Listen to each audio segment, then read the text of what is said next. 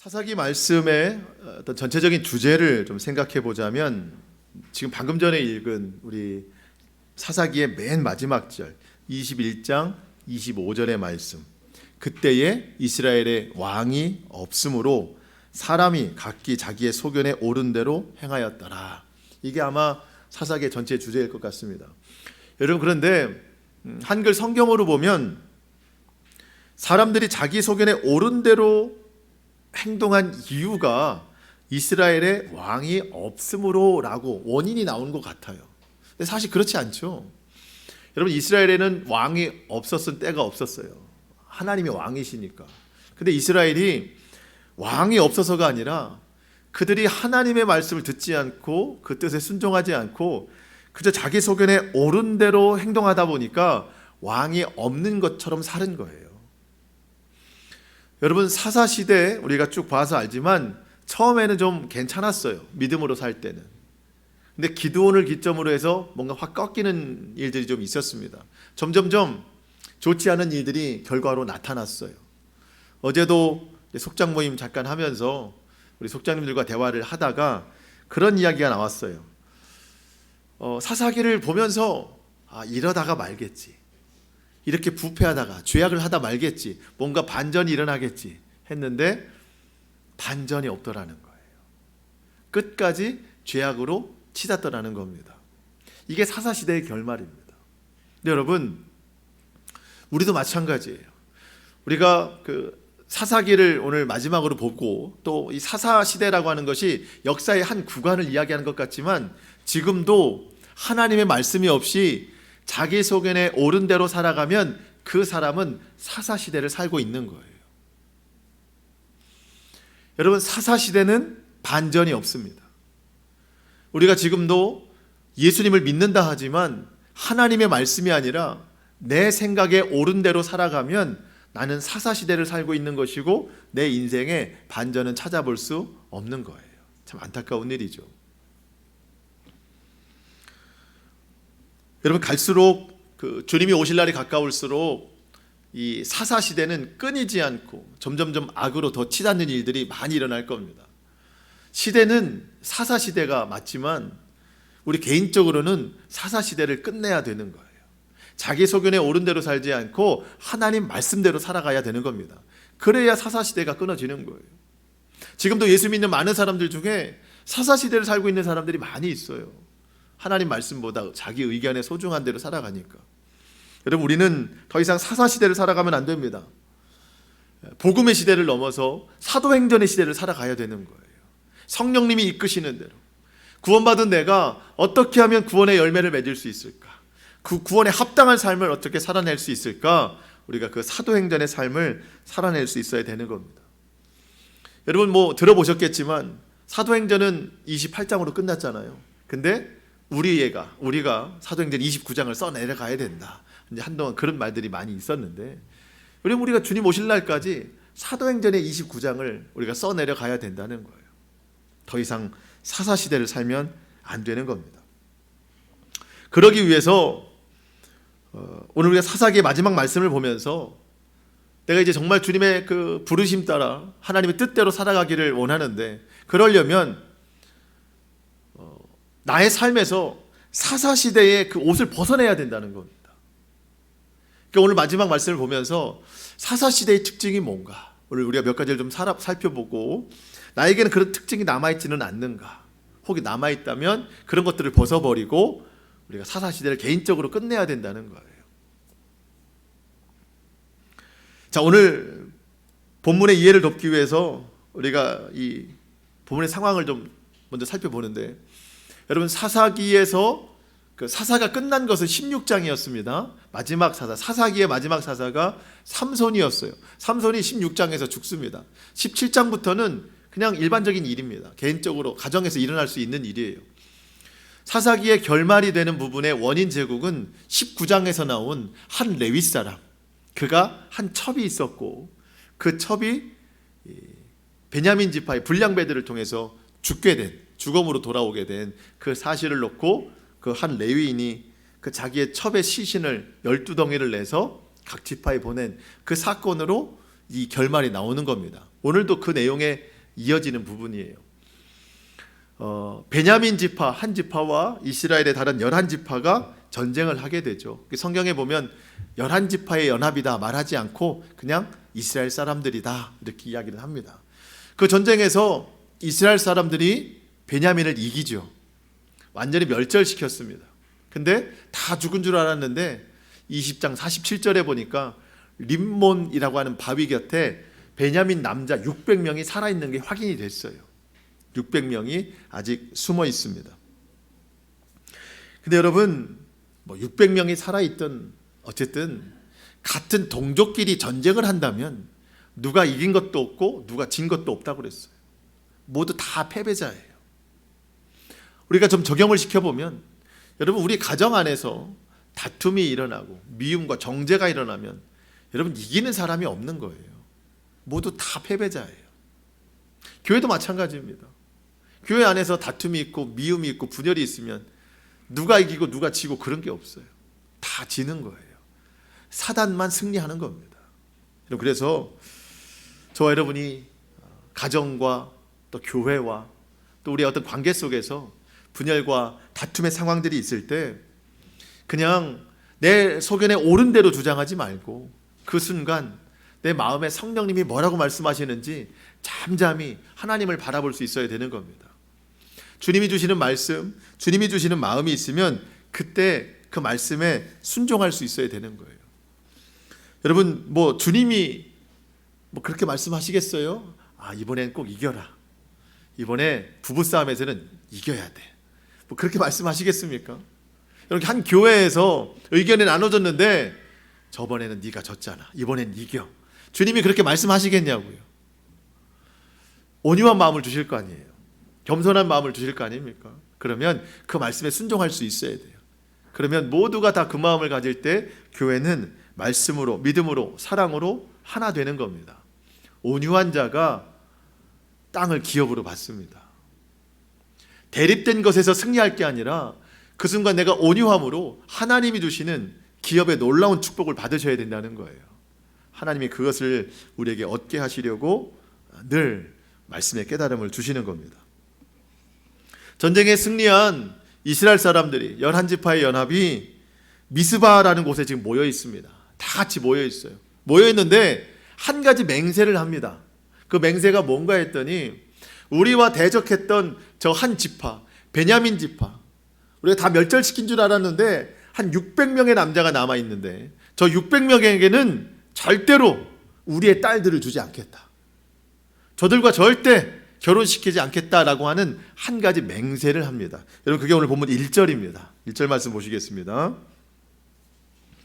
이스라엘 사람들이 미스바에서 맹세하여 이르기를, 이 맹세라는 단어를 좀 주목해야 될 것 같아요. 우리 중에 누구든지 딸을 베냐민 사람에게 아내로 주지 아니하리라 하였더라. 여러분 이스라엘 사람들이 보통 혼인을 금하는 관계는 뭐죠? 이방인들과 결혼 안 시키는 거예요. 원래는 동족끼리는 결혼시키는 거예요. 근데 지금 이스라엘 사람들이 베냐민 지파와는 결혼시키지 않겠다. 우리 딸들을 주지 않겠다. 무슨 얘기죠? 베냐민 지파를 이방인처럼 여기겠다는 거예요. 같은 동족인데. 그래서 결혼시키지 않겠다는 겁니다. 이렇게 서로 맹세를 해놓고 가만히 둘러보니까 우리가 이렇게 맹세하는 자리에 함께하지 않은 사람들이 혹시 누가 있나 살펴보는 거예요. 아니 맹세는 한마음 한뜻으로 다 함께 해야 되는데 이 중에 빠진 사람이 누가 있느냐는 거예요. 만약에 빠진 사람이 있으면 그 사람들은 우리가 가서 죽일 것이다 라고 또 한 번 맹세를 해요. 5절 말씀입니다. 이스라엘 자손이 이르되 이스라엘 온 지파 중에 총회와 함께, 지금 모여있는 이 총회와 함께하여 여호와 앞에 올라오지 아니한 자가 누구냐? 이 자리 지금 없는 사람들이 누구냐? 그들이 어떻게 맹세해요? 이번에는 크게 맹세하기를 지금 이 자리 미스바에 와서 여호와 앞에 이르지 아니하는 자는 반드시 죽일 것이라. 지금 우리와 함께 뜻을 같이 하지 않는 자는 우리가 죽일 것이다 맹세를 했습니다. 사사시대의 특징 첫 번째, 뭐가 많아요? 맹세가 많아요. 사사시대는 맹세가 많습니다. 여러분, 맹세가 많다는 건 뭐죠? 진실이 없는 시대라는 거예요. 네. 여러분 주변에 그런 분들이 있으시죠? 맹세라는 단어 많이 쓰는 분들. 내가 이번에 진짜 맹세해. 근데 그분들의 특징은 뭐예요? 늘 그게 마지막이에요. 다음에 또 뭐라고 해요?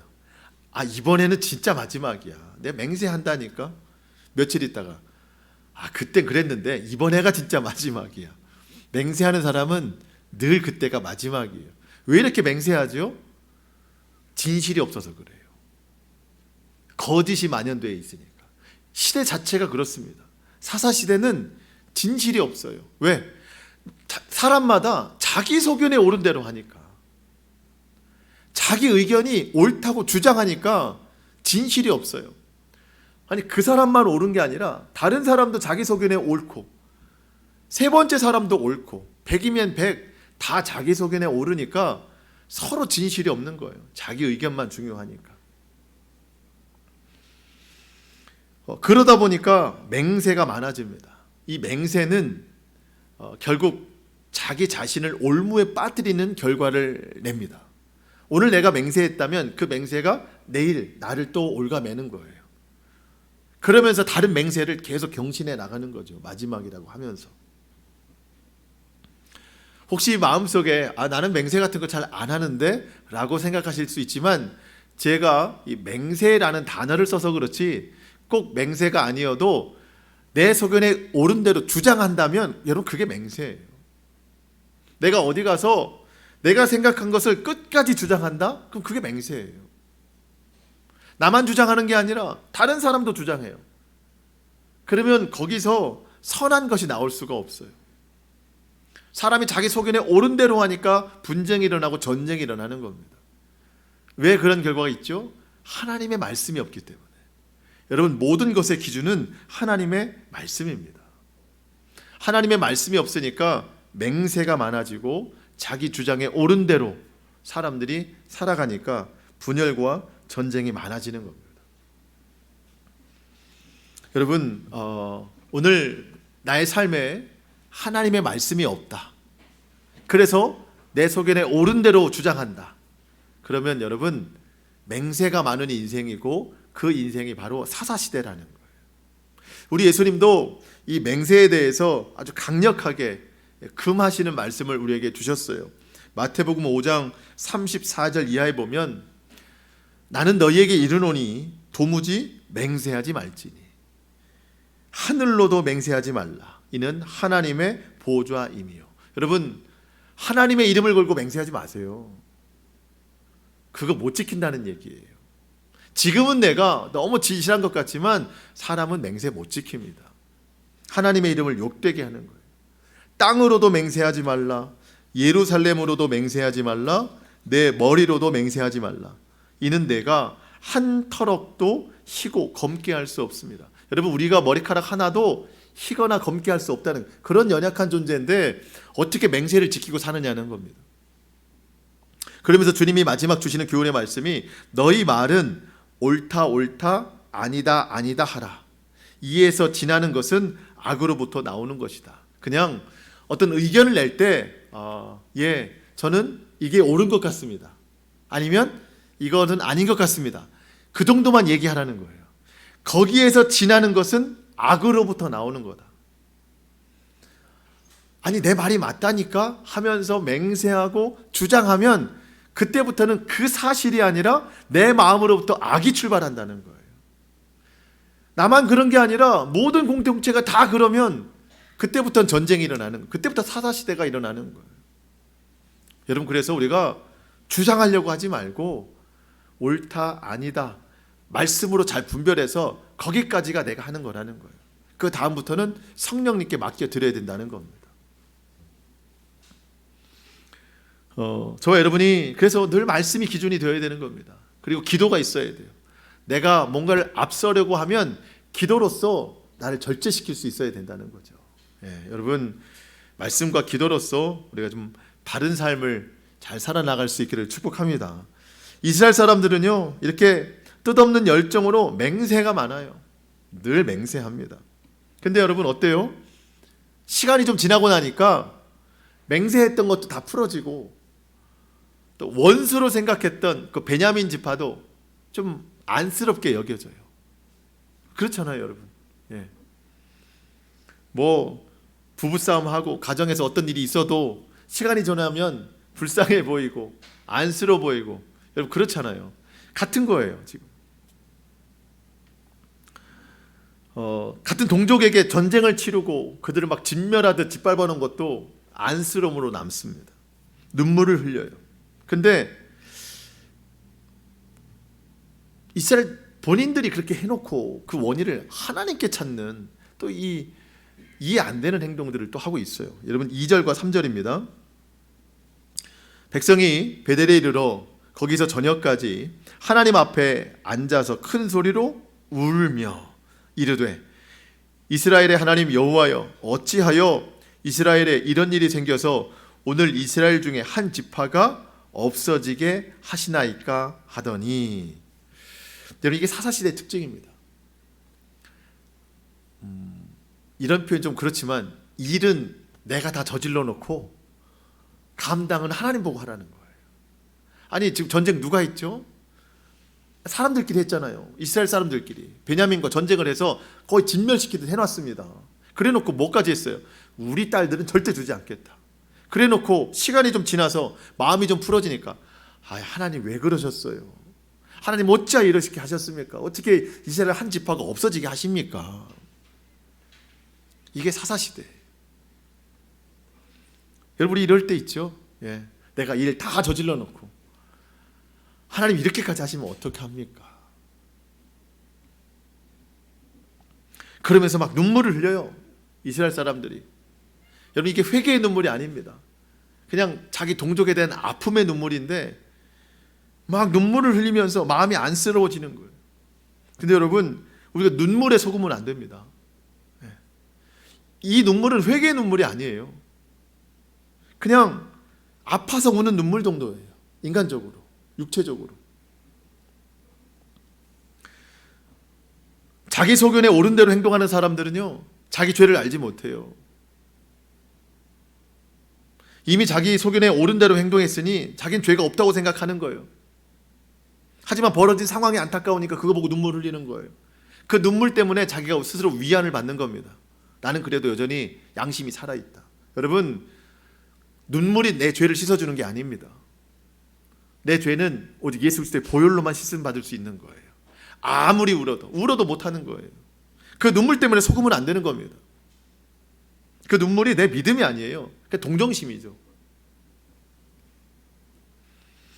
하나님 앞에 진정으로 내 죄를 회개하고, 지금 자기들 회개하는 게 없거든요. 진정으로 회개하고 주님 앞에 용서를 구하는 자가 죄사함의 은혜를 받을 수 있는 거예요. 눈물을 흘리면서 마음 아파하던 이스라엘 백성들이요, 이젠 그 눈물의 마음을 표현하고자 하나님 앞에 오늘날로 말하면 예배를 드리거든요. 예배를 얼마나 그 참 진실한 모습처럼 드리는지 몰라요. 4절 말씀입니다. 4절. 이튿날에 백성이 일찍이 일어나, 여러분 일찍이 일어나서 한다는 것은요 굉장히 진실성이 있다는 거거든요. 일찍이 일어나 거기에 한 제단을 쌓고 모아 뭐를 해요? 번제와 화목제를 드렸더라. 여러분 번제는요 우리 알죠? 제물을 다 태워드리는 겁니다. 그러니까 하나님 앞에 나를 다 태워드립니다. 온전히 헌신하겠습니다 라는 뜻입니다. 온전히 헌신하겠습니다. 화목제 왜 드리죠? 하나님뿐만 아니라 내가 주의 형제자매들과 하나가 되겠습니다. 사랑으로 화합하겠습니다. 화평을 누리겠습니다. 그런 결단으로 화목제를 드리는 겁니다. 이렇게 하나님 앞에 번제와 서로 사랑함의 화목제를 드려놓고 그 다음 하는 행동이 뭐죠? 5절. 이스라엘 자손이 이르되, 이스라엘 온 지파 중에 아까도 말씀드렸지만 총회와 함께하여 여호와 앞에 올라오지 아니한 자가 누구냐 하니, 이는 그들이 크게 맹세하기를 미스바에 와서 여호와 앞에 이르지 아니하는 자는 반드시 죽일 것이라 하였습니다. 자, 여러분 이런 거예요. 지금 하나님 앞에 번제와 화목제 예배를 드렸어요. 하나님 앞에 온전히 쓰임 받겠습니다. 예, 화목하게 살겠습니다, 우리끼리. 자, 근데 이렇게 우리가 화목제 예배를 드렸는데 안 온 사람이 있어? 누가 안 왔지? 안 온 사람은 반드시 죽여. 아니, 우리가 사랑으로 살기로 했는데 이런 맹세도 못 지키는 사람은 죽여야지. 안 맞죠? 아니, 방금 예배에는 화목제로 드려놓고 오지 않았다고 죽여라? 맞지 않는 거예요. 이게 사사시대예요. 사사시대의 특징, 예배와 삶이 너무 동떨어져 있다는 거예요.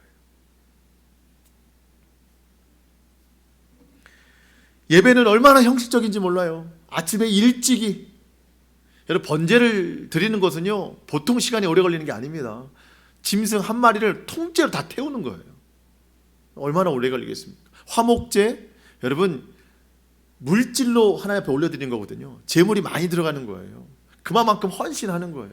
그렇게 진실된 것처럼 예배를 드렸는데 삶의 결과가 어때요? 다 죽여라예요. 전혀 맞지가 않아요. 여러분, 이 예배가 어떤 의미가 있겠습니까? 여러분, 오늘 우리가 예배를 드리는 이유는 뭐죠? 주일이니까, 예배 있는 날이니까. 여러분, 그런 생각만 가지고 예배에 오셨다면 그건 예배의 진정한 목적이 아닙니다. 그건 형식이에요, 형식.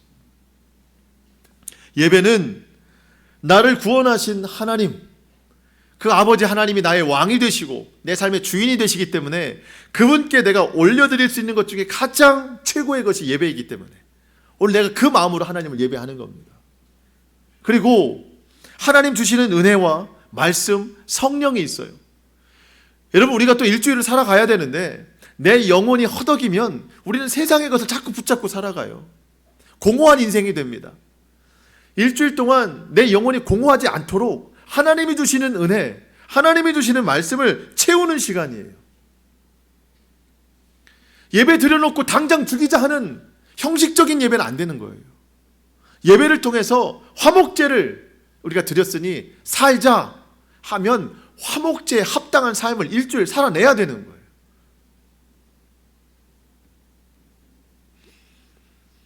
하나님의 말씀이 우리 마음판에 심어지면은요, 내가 그렇게 일주일이면 몇 번이나 드나들던 죄의 장소, 하나님의 말씀이 들어오면 그 발을 끊어내는 거예요.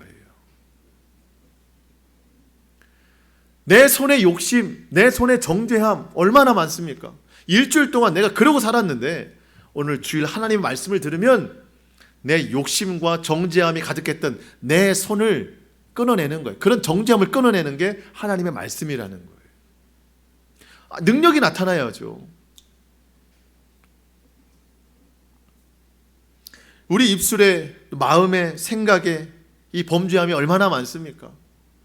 말씀이 없으면 아무것도 절제되지 않는데 하나님 말씀을 주셨으니 그 말씀이 내 마음에 닿아서 그동안 했던 악한 행동들이 하나씩 끊어지는 거, 그게 말씀의 능력, 예배의 능력인 겁니다. 여러분, 그래서 예배 시간에는 저만 자꾸 이야기하는 것 같잖아요. 그러니까 저만 열심히 하는 것 같잖아요. 근데 여러분, 그거 절대 아닙니다. 여러분들이 더 열심히 예배하셔야 돼요. 네. 여러분의 귀가 더 이렇게 쫑긋 서가지고 강당까지 귀가 나오셔야 되는 거예요. 왜? 내가 일주일 동안 살아가야 되는데 그냥 돌아가면 안 되잖아요. 그냥 들리는 말씀만 듣겠다, 이건 안 됩니다. 적극적으로 들으시고 의지적으로 들으셔야 돼요. 내가 일주일 동안 허덕이지 않으려면 오늘 말씀 중에 꼭 붙잡아야 돼. 여러분들도 적극적이어야 되는 겁니다. 그래야 우리가 살아갈 수 있는 거예요. 그게 예배와 삶이 일치되는 거예요. 그러면 우리는 사사시대 벗어나는 겁니다. 제가 21장 말씀을 처음부터 끝까지 계속 묵상하다 보니까 이스라엘 백성들의 마음의 중심과 진심이라는 게 있나 싶을 정도로 뒤죽박죽이에요. 왔다 갔다 합니다. 그러니까 어디에 중점을 줘야 될지 저조차도 잘 모르겠더라고요. 여러분, 베냐민 지파와 전쟁할 때는요, 어떤 마음이었죠? 완전히 진멸하겠다는 마음이었어요. 또 그런 결과가 있었어요. 그 다음에 어떤 맹세를 했죠? 우리의 딸들은 절대 주지 않겠다. 저 지파에게는 절대 주지 않겠다라고 맹세까지 했습니다. 그런데 시간이 지나고 나니까 긍휼한 마음이 들죠.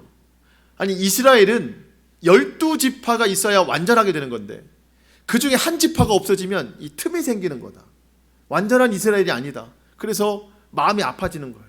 그러면 저 베냐민 지파가 없어지면 안 되는데, 저 남은 사람이라고는 림몬 바위에 숨어 있는 600명이 남아 있는데, 아니 남자들끼리 어떻게 뭐 자손을 번식해 나가요? 여자가 있어야 되는데 자기 민족은 딸을 주지 않겠다고 이미 맹세해 놨기 때문에 그것도 안 되고, 이게 아무것도 될 수 없는 거예요.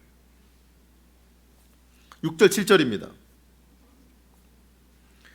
이스라엘 자손이 그의 형제 베냐민을 위하여 뉘우치죠. 이르되 오늘 이스라엘 중에 한 지파가 끊어졌도다. 한 지파가 끊어진 건 이스라엘이 완전치 않다는 거거든요.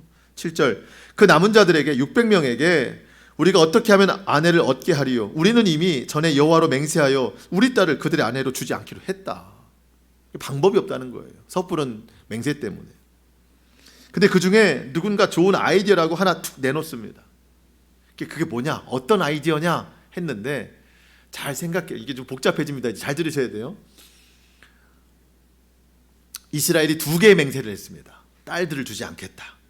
근데 그 맹세의 자리에 참여하지 않은 사람들은 다 죽이겠다 또 한 번 맹세했어요. 2번째 맹세를 잘 기억하라는 거예요. 자, 우리 중에 지금 이 자리에 함께하지 않은 자가 누구냐? 쉽게 얘기하면 12지파인데 한 지파는 베냐민이니까 빠지고, 그럼 11지파가 남죠. 11명이 있어야 되는데 가만히 보니까 10명이 있는 거예요. 쉽게 얘기하면 그런 거죠. 그러면 누가 한 명이 없냐? 봤더니 8절에 보니까 야베스 길르앗 사람들이 없더라는 겁니다. 야베스 길르앗 사람들이 없다. 여러분, 이게 이방인이 아니라 요단 동편에 있는 므낫세 지파의 후손들인데 거기도 이스라엘 사람들입니다. 야베스 길르앗 사람들도 한 지명이에요. 지명. 뭐 우리로 말하면 그런 거예요. 우리가 이제 시흥시 살고 있는데 각 동 대표들 다 모여라 했는데 어느 한 동의 대표가 안 온 거예요. 그 동은 다 죽여라 그런 거죠. 지금 말이. 길르앗 그 야베스 사람들이 안 왔어? 거기는 우리가 맹세했잖아. 가서 다 죽여.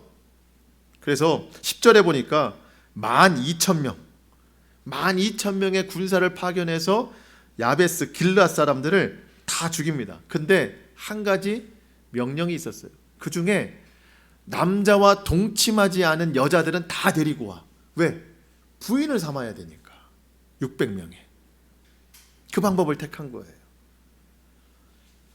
그래서 남자와 동침한 일이 없는 처녀들 데리고 왔는데 결과적으로 보니까 12절에 400명이 왔어요. 400명의 여자를 데리고 온 거예요. 길르앗 야베스 여자들을. 그래서 베냐민에 지금 남아있는 600명의 남자와 그 400명의 여자, 물론 지금 200명의 차이가 있거든요. 앞으로 200명을 데리고 오려고 더 악한 일을 합니다. 여기서 우리가 잠깐 사사시대의 특징 한 가지를 더 알아보자면 내 죄를 덮으려고 또 다른 죄를 짓더라는 거예요. 여러분, 내가 잘못했으면 인정하고 시인하고 회개하고 돌아서야 되는 겁니다. 내가 잘못된 맹세를 했잖아요. 내가 홧김에 저 지파를 진멸시켜버렸잖아요. 잘못된 건 죄예요, 죄. 그러면 오늘 죄를 회개하고 다시 하나님 앞에 맹세한 것도 다 거절하고 새롭게 출발해야 되는데 내가 한 것은 다 소견에 옳은 대로 이걸 번복할 수 없으니까 또 다른 죄를 짓는 겁니다. 그래서 자기 동족을 다시 또 진멸시키고 그 중에 400명의 여자를 데리고 오는데 여러분, 그 400명의 처녀들이 얼마나 무서웠겠어요. 자기가 왜 이런 일을 당하는지도 몰라요. 자기 가족들은 지금 다 죽어요. 12,000명으로 인해서. 근데 나는 뭔가 다른 곳으로 지금 시집을 가는 이 억울한 신세가 되는 거죠. 정말 어떤 정의 상식이라고 찾아볼 수 없는 시대입니다. 이 사사시대가. 여러분, 우리의 삶이 이럴까 참 두려운데요. 어제 내가 지은 죄 하나님 앞에 회개하고 더 이상 죄를 짓지 않겠노라고 결단하고 오늘 새로운 다짐으로 살아야 되는데, 말씀이 없는 사람은요, 어제 지은 죄를 덮으려고 오늘 더 큰 죄를 짓습니다. 며칠 전에 했던 거짓말 시인하고 인정하고 새롭게 살아야 되는데, 하나님의 말씀이 없고 자기 소견에 옳은 대로 살아가는 사람은 며칠 전에 했던 거짓말을 덮으려고 더 큰 거짓말을 해요. 그러다 보면 내가 어떤 거짓말을 했는지도 몰라요. 나중 되면 뒤죽박죽 되죠. 이 전쟁 되는 거예요. 이게 사사시대입니다. 여러분, 혹시 내가 지은 죄를 덮으려고 더 큰 죄를 지어놓고 감싸려고 있지는 않습니까? 그런 때도 있어요. 내가 죄를 지어놨는데 내 죄가 탄로날까 봐 다른 사람을 죄인 취급할 때도 있어요. 여러분, 죄를 짓는 것도 나쁜 일이지만 지은 죄를 숨기는 건 더 나쁜 일입니다. 회개해야 그때부터 새로운 인생이 출발이 되는 거예요. 하나님 앞에 정직한 삶으로 나아갈 수 있게 되는 겁니다. 여러분, 우리 사사시대 벗어버려야 됩니다. 혹 내가 지은 죄가 있다면 하나님 앞에 철저하게 회개하고, 여러분, 눈물에 속으면 안 된다고 그랬어요. 눈물 흘리는 게 회개가 아닙니다. 입술의 회개뿐만 아니라 삶으로 돌이키는 것까지 회개예요. 우리가 그렇게 성령의 사람으로 거듭나며 나아갈 수 있기를 축복합니다. 400명의 처녀를 데려왔는데요, 아직도 200명이 모자라잖아요.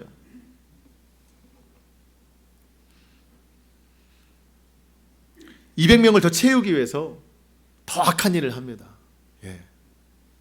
반전이 없어요. 점점점 악해집니다. 끝까지 악합니다. 이제는 더 이상 방법이 없는 것 같아요. 왜냐하면 이 미스바 총회에 참여하지 않은 그 사람들 다 죽여서 거기 처녀들 400명을 데려왔으니 더 이상은 방법이 없어요.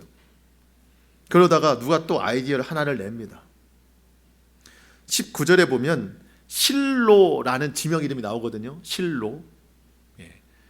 실로라는 곳에 하나님의 명절이 되면, 여호와의 명절이 되면 축제를 벌인다. 축제를 벌인다. 온 동네 사람들이 다 와서 축제를 벌이는데, 대표적인 것이 그 중에 젊은 여자들, 처녀들이 나와서 하나님을 찬양하고 기뻐하는 축제를 드린다. 명절 때에 실로 사람들이. 그러니까 그때 나와서 춤추고 경배하는 그 처녀들 중에 200명이 마음에 드는 사람이 있으면 납치해와라. 참, 이런 말을 제가 하는 것도 이게 참 그렇습니다. 그 나머지 200명, 베냐민 지파 200명에게 그런 얘기를 하는 거예요. 실로에 올라가서 포도원에 숨어 있다가 처녀들이 나와서 춤추면 잘 봤다가 마음에 드는 여자 탁 찍어가지고 납치해 와라. 그리고 네가 살아라. 여러분, 실제로 그게 허용이 됩니다. 그러면 어떻겠어요? 그 200명의 처녀의 부모와 형제들이 있을 거 아닙니까? 아니, 왜 내 딸을 납치해 가느냐? 왜 내 동생을 납치해 가느냐? 항의할 것 아닙니까? 그러면 그 이스라엘 사람들이 가서 그런 얘기 한다는 거예요. 너희가 이해해 주시오. 이 참 600명인데 그중 400명은 어쩌저쩌해서 아내를 구했는데 200명은 아내도 없이 어떤 씨의 번성이 이루어지지 않는 불쌍한 처지의 사람 아니냐. 전쟁 고하다 이 사람들. 그러니 당신들이 좀 이해해 주십시오. 은혜로 넘어가 주십시오. 그러는 거예요. 여러분, 은혜로 넘어갈 일이 있고 안 되는 일이 있는 거예요. 다 은혜가 아닙니다. 그랬더니 그 처녀 200명의 부모가 그런 이야기 하는 겁니다. 아니, 그럼 그렇다 치십시다. 그러면 우리도 먼저 미스바 총회에 올라가서 우리 딸들을 주지 않기로 맹세한 것에 우리 도장 찍은 사람들인데, 그럼 우리가 맹세를 어기는 일 아닙니까? 그랬더니 뭐라고 얘기하냐면, 잘 보십시오. 당신들이 딸들을 내준 게 아니라 200명이 납치해 온 겁니다. 당신들은 주고자 하는 마음이 없지만 200명이 납치해 온 거니까 당신들 맹세가 어겨진 것은 아닙니다. 여러분, 이게 맞는 논리예요? 근데 이게 허용이 됩니다. 이게 사사시대예요. 도저히 어떻게 맞지도 않은 논리를 가지고 해명하는데 그게 받아들여지는 게 사사시대입니다. 정말 자기 소견에 옳은 대로 그렇게 행동하고 있어요.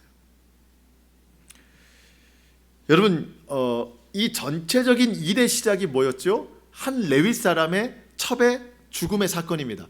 한 사람 죽어서 복수심에 불타서 더 수많은 사람 다 죽었고요.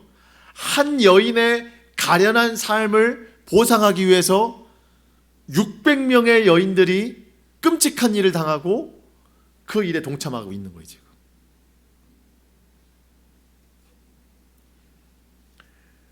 여러분, 문제는 이 사사기가 사사기로만 끝나는 게 아니라는 거예요. 주님 오실 날이 가까우면 이 사사기에 있는 내용들은 그대로 재현이 되고 더하면 다했지 덜하지 않는다는 겁니다.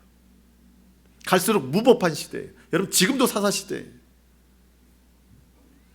사람마다 자기 옳은 대로 판단합니다.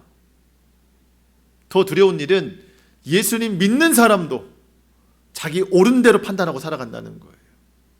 그래서 구원받는 사람이 많지 않다는 거예요.